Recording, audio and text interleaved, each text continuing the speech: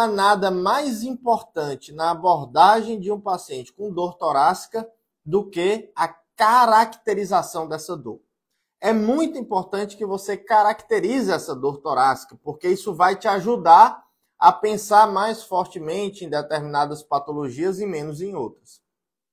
E a caracterização de uma dor torácica, pessoal, ela não é diferente das demais dores, certo? O que é que você precisa saber? Primeira coisa, você já sabe que é a localização dessa dor. Ela é uma dor torácica, nós estamos falando disso, é a nossa temática.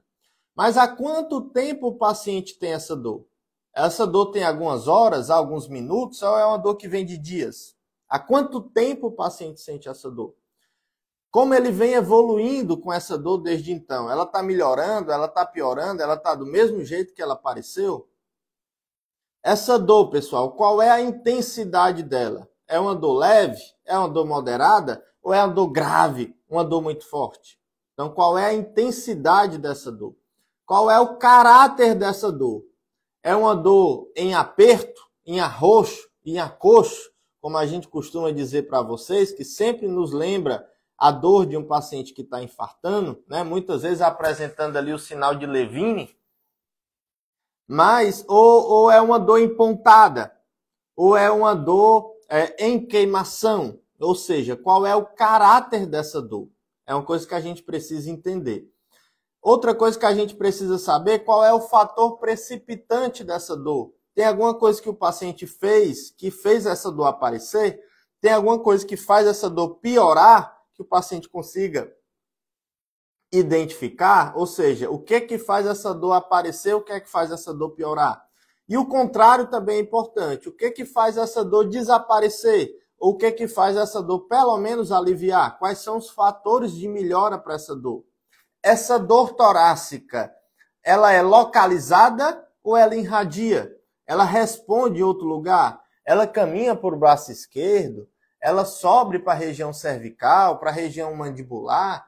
Ela vai para o dorso? Ela vai para o ombro? Ou essa dor fica só no tórax? Ou seja, essa dor tem irradiação? É uma outra pergunta que a gente precisa fazer para o paciente. E a outra pergunta, talvez uma das mais importantes, é: quais são os sintomas associados a essa dor? Quais são os sintomas associados a essa dor, pessoal? Esse paciente, além da dor torácica, ele está tendo dispneia? Ele está tendo palpitações? Ele está tendo sudorese fria? Esse paciente está tendo uma sensação de pré-síncope? A vista está escurecendo? Ou seja, esse paciente está tendo febre? Ele está nauseado? Ele está vomitando? O que tem associado a essa dor torácica? Ou seja, pessoal, a gente precisa caracterizar essa dor. É aquilo que a gente chama dos sinais cardinais da dor. Vamos só revisar. Eu preciso saber aonde é a dor, isso nós já sabemos, é uma dor torácica. Há quanto tempo o paciente sente essa dor?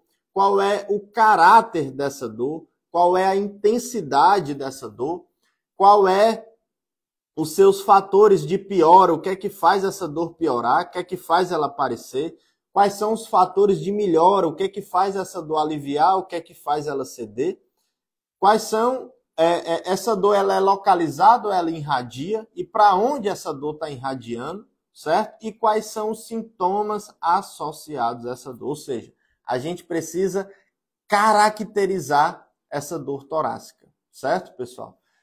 Ao fazer isso, muitas vezes até mesmo em um ambiente de triagem, muitas vezes no ambiente de emergência, né? Às vezes até mesmo a profissional da enfermagem faz essa triagem inicial dessa dor do paciente, faz ali uma aferição dos sinais vitais e muitas vezes, pessoal, esse paciente é encaminhado direto, por exemplo, para fazer um eletrocardiograma antes de adentrar no consultório médico para ele ser atendido. Por quê? Porque é outra coisa que é importante. Grave essa frase, ela é digna de histórias.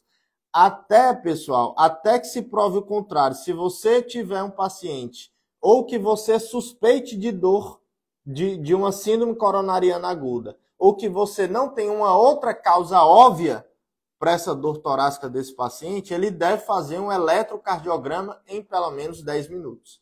Ou seja, esse paciente, muitas vezes, ele já vem para o consultório com o eletrocardiograma na mão. Muitas vezes, pessoal, essa caracterização dessa dor, que nós faremos, sem dúvida, durante o nosso atendimento, ela já inicia lá no ambiente de triagem. A enfermeira lá da unidade que você está atendendo, muitas vezes ela já fez essa triagem, ela já fez ali uma abordagem inicial, justamente para ter uma noção ali da gravidade do paciente, certo? Então, aprendam isso. Caracterizem a dor desse paciente. E, pessoal, outra coisa que é extremamente importante na abordagem de um paciente com dor torácica é a gente entender qual é o perfil clínico do doente. Eu preciso saber qual é a idade do meu paciente. Eu preciso saber qual é a ocupação, ele trabalha com o quê? Eu preciso saber quais são as comorbidades, ele é hipertenso, ele é diabético, ele é dislipidêmico, ele tem obesidade, ele já tem complicações do diabetes, qual é o contexto clínico desse meu paciente, quais são as medicações que ele usa, quais são as patologias que eu sei que ele tem no momento, que é o que eu acabei de falar, e o que é que eu sei que ele já teve no passado. Esse paciente já tem um histórico, por exemplo, de que fez um cateterismo, ou seja, eu preciso entender qual é o perfil clínico do meu paciente, pessoal. Por quê? Porque se você juntar a caracterização da dor, certo? Se você caracterizar essa dor muito bem, e se você juntar com o perfil clínico do doente, certo? Se você juntar a tudo isso o exame físico, a chance de você ter sucesso no diagnóstico e, naturalmente, na condução desse paciente é muito alta. Porque essas, pessoal, são as chaves para o diagnóstico correto de um paciente com dor torácica. É entender qual é o perfil clínico do doente, é entender quais são as características dessa dor, é entender, pessoal, o que esse paciente expressa no exame físico. Se você entender essas três coisas do paciente, se você ali, numa abordagem rápida, objetiva, do atendimento desse paciente, você conseguir captar essas três informações, o diagnóstico está na sua mão, certo? O diagnóstico está na sua mão.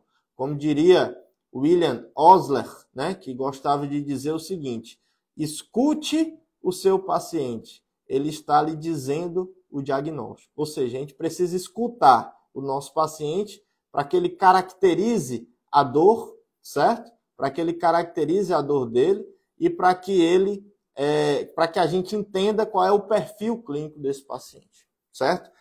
Juntando isso ao exame físico, eu diria que essa é a chave para o diagnóstico. Caracterizar a dor, entender o perfil clínico e juntar tudo isso com o exame físico. Ok, pessoal?